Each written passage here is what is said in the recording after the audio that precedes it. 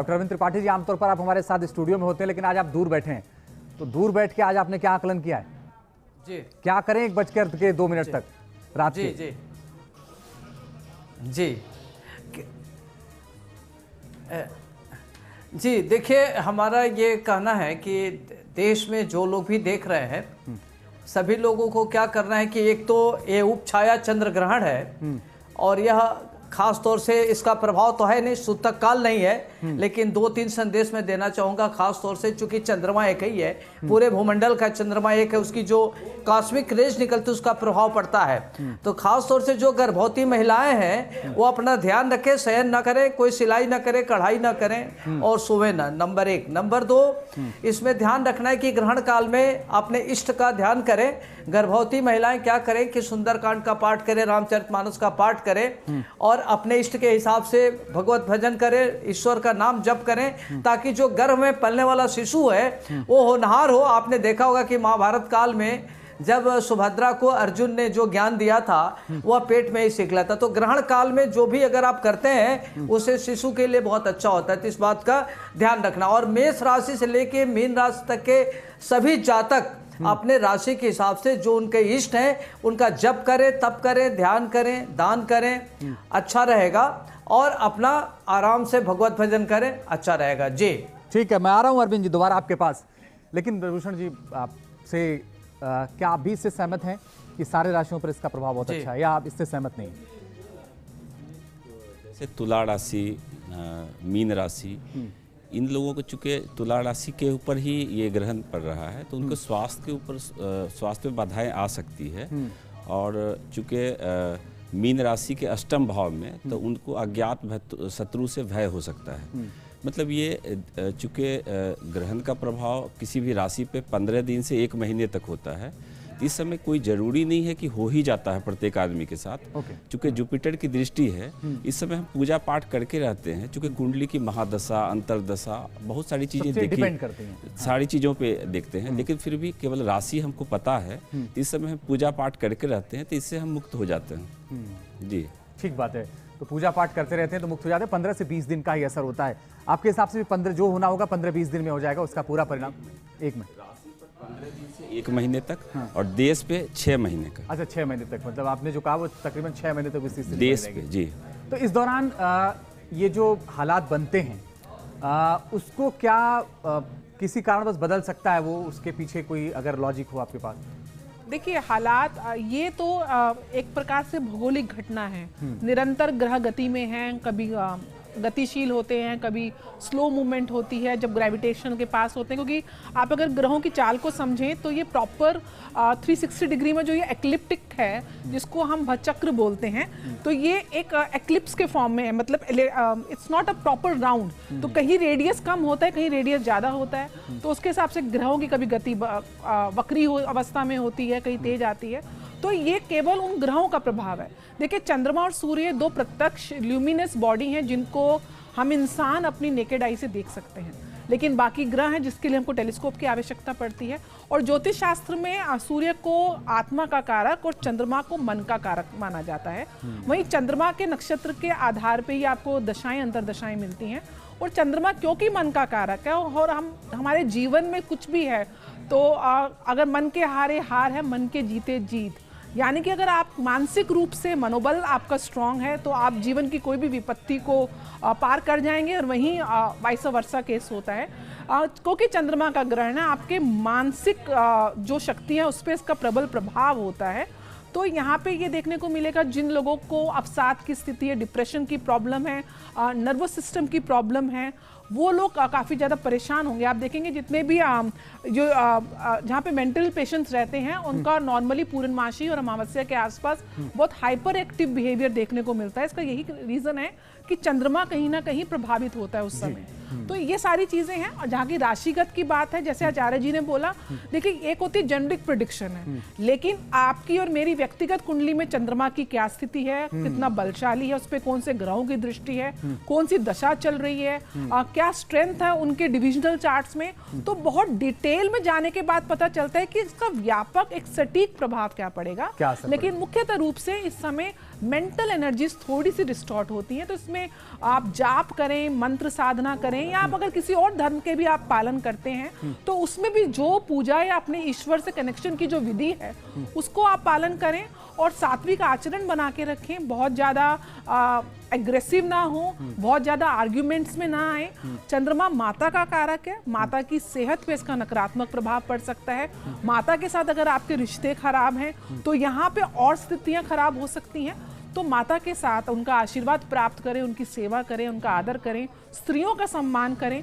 शुक्र की राशि में ये ग्रहण लग रहा है, शुक्र स्त्रियों का कारक है, वहीं शुक्र मीडिया का भी कारक है, शुक्र व्यापारियों का भी कारक है, और तुला राशि के हाथ में तराजू है, यानी कि वो न्याय का प्रतीक है। इस ग्रहण के दौरान आपको देखने को मिलेगा कि न्याय तंत्र से जो प्रीजुडिस मैटर हैं, जो उद्योगपतियों से रिलेटेड हैं, देश के राजनीतिक गलियारे में अगर कोई बड़े केसेस चल रहे हैं तो यहाँ पे उसका सकारात्मक परिणाम मिलेगा, क्योंकि भारत की कुंडली में, भारत की वृषभ लग्न की कुंडली बनती है, उसके अकॉर्डिंगली ये जो ग्रहण है काफी शुभ परिणाम भारत के दृष्टिकोण से देखें तो देगा। वो अच्छा भी है कि भारत के हिसाब से अच्छा और शुभ परिणाम देखने को मिल सकता है। लेकिन डॉक्टर अरविंद त्रिपाठी जी, हम राशियों की बात करते हैं, क्या हम लग्न की भी बात कर सकते हैं कि जिनका लग्न कर्क है, जिनका लग्न सिंह है, उनपे भी किस तरह का असर होता है, या राशि देख लिया तो सब ठीक है? जी नहीं, देखिए अभी नीति जी ने बहुत बढ़िया से उसका व्यापक तरीके से बताया और बेशक इन्होंने विवेचना किया। जो लग्न होता है, लग्न से लेकर के मेष राशि से लेकर मीन राशि तक के लोग होते हैं, तो खास तौर से ये तुला राशि पर लग रहा है। तो तुला राशि खास तौर से उसका जो स्वामी है शुक्र है, शुक्र मीडिया का कारक है, स्त्री का कारक है, जल का कारक है, जीवन का कारक है और राजनीतिक भी कारक है। कई दृष्टिकोण से देखा जाए तो जिन जिन का कारक होगा उस पर इसका व्यापक प्रभाव पड़ेगा, नंबर एक। नंबर दो कि व्यक्ति की कुंडली में चंद्रमा की पोजीशन कहाँ है, शुक्र की पोजीशन क्या, ग्रहों की क्या पोजीशन है, उस पर किसकी दृष्टि है, इक्विलिब्रियम क्या है, अंतरदशा क्या चल रहा है, प्रत्यंतर दशा क्या चल रहा है, उन सब चीज़ों को लेकर के प्रभाव पड़ता है। तो देखा जाए तो व्यापक असर मेष राशि से लेकर मीन राशि तक के जातकों पर पड़ेगा।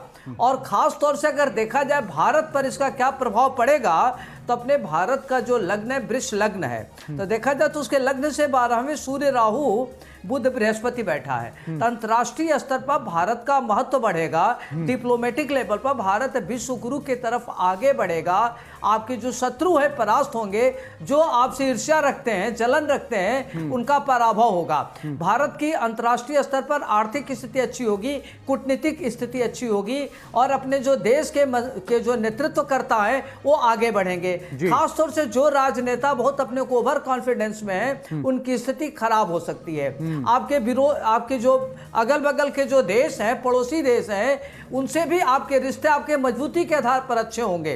तो और दूसरी बात है कि जल, जीवन, महिला का भी ये कारक है, तो जलीय दुर्घटनाएं हो सकती हैं। जो महिला बड़े पद पर बैठी हुई हैं, जो खास तौर से बड़े, उनके लिए भी दिक्कत आ सकती है। और जिन लोगों के माँ से संबंध अच्छे नहीं, माँ से अपना रिश्ता अच्छा रखे, मातृभाव की तरफ बढ़े, माता की सेवा करें, माता की बात माने, कोई उल्टे सीधे निर्णय न लें। और देखा जाए तो आपके छठे भाव में जो चंद्रमा केतु होने के नाते, आप कई बार क्या होता है कि चंद्रमा को कहते हैं कि चंद्रमा मन सो जाते, चंद्रमा मन का कारक है, तो कई बार व्यक्ति गलत निर्णय ले लेता है। तो गलत निर्णय नहीं लेना है, रोग और शत्रु से सावधान रहना है। कोई अगर संक्रमित संबंधी कोई बीमारी तो उसको अलर्ट रहना है।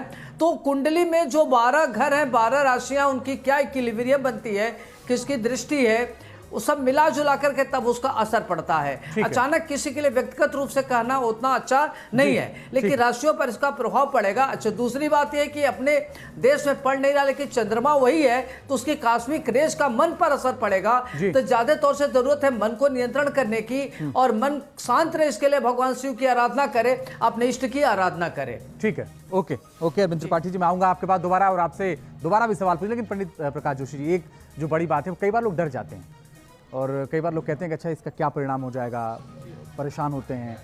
कई बार लोगों को तो अपने जन्म का समय ही नहीं पता होता, तो इसलिए उनकी राशि क्लियर नहीं हो पाती कि वो किस राशि के हैं, तो वो क्या करें? देखिए, अगर आपको आपकी राशि नहीं मालूम है तो जो आपका नाम राशि है उसके अनुसार भी आप उपाय कर सकते हैं, उसके अनुसार भी आप रत्न धारण कर सकते हैं, उसके अनुसार भी अगर आप करेंगे तो जाकी रही भावना जैसी प्रभु मुहूर्त देखी तिन तेसी, यानी जैसी आपकी भावना रहेगी वैसे भगवान होंगे, ठीक है ना।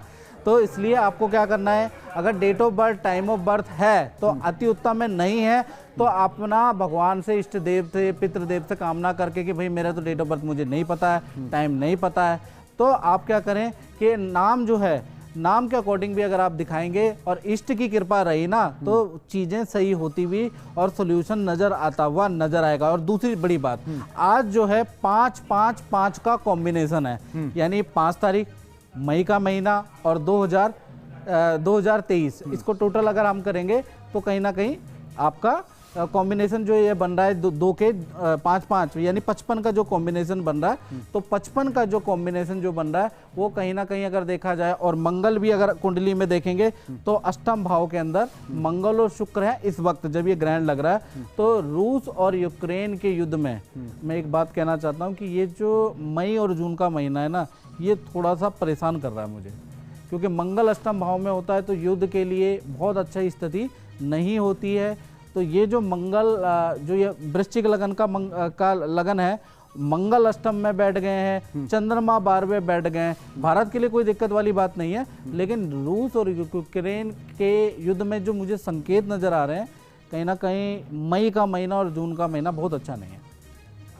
मई और जून का महीना अच्छा नहीं रहेगा, और वहाँ तो क्रेमलिन पर हमला भी हुआ, उसके बाद से तमाम तरह के कयास भी लगाए जा रहे हैं रूस में कि आखिर पुतिन क्या कदम उठाएंगे।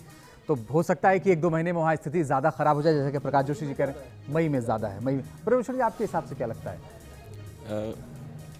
देखिए, इसमें ना इसमें दोनों की कुंडली देखनी चाहिए। जैसे पुतिन की कुंडली, जेलेंस्की की कुंडली, और फिर दोनों देश की कुंडली, दोनों की कुंडली अगर को अगर विश्लेषण किया जाएगा तो तब इससे ना डेट निकाला जा सकता है कि कब। लेकिन चूँकि पश्चिमी देशों पे इसका निगेटिव प्रभाव पड़ेगा, चूँकि तुला राशि जो है का नेतृत्व पश्चिम दिशा में है, तो पश्चिम देश जैसे अमेरिका है, कनाडा है, ये सब पे ना, यूरोप पे ये बुरा असर पड़ेगा। तो ऐसे में क्या है कि पश्चिमी देश का निगेटिव प्रभाव पड़ने के कारण जेलेंस्की को प्रॉब्लम हो सकता है। ये ग्रहण के अकॉर्डिंग अगर हम जोड़ें, ऐड करें, जेलेंस्की को हालात भी कुछ इस तरह के ही बन रहे हैं कि आगे पता नहीं क्या होगा, लेकिन हाँ ये ज़रूर है कि प्रिडिक्शन आपकी है और आपने ऐसा कहा। एक चीज़ और मुझे बताइए कि रात के 1:00